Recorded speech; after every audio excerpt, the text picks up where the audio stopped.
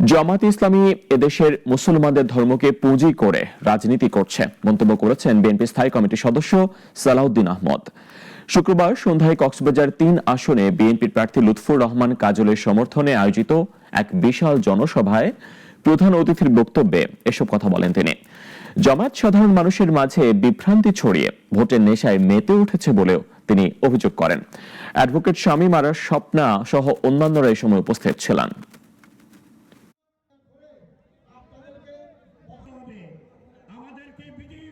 আমরা ঐক্যবদ্ধ বাংলাদেশ চাই, ধর্মের ভিত্তিতে আমরা কোনো বিভাজন চাই না।